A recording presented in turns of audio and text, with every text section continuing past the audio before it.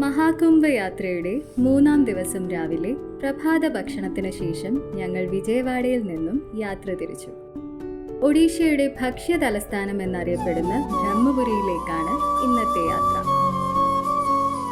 Silk city എന്നറിയപ്പെടുന്ന ഇവിടം പുരാതന കലിംഗ സാമ്രാജ്യത്തിന്റെ ഒരു പ്രധാന ഭാഗമായിരുന്നു. ഇവിടുത്തെ സിൽക്ക് സാരികൾ വളരെ പ്രസിദ്ധമാണ്.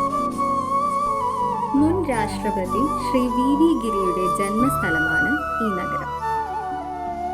654 കിലോമീറ്റർ യാത്ര ചെയ്ത് രാത്രി 7:30 മണിയോടുകൂടി ഞങ്ങൾ ബ്രഹ്മപുരിയിൽ എത്തിച്ചേർന്നു. വായിച്ചറിഞ്ഞതുപോലെ വളരെ മനോഹരമായ ഒരു ഭക്ഷണ നഗരം. അത്യാവശ്യം നല്ല തണുപ്പുണ്ട്, കൂടാതെ യാത്രയുടെ ക്ഷീണവും.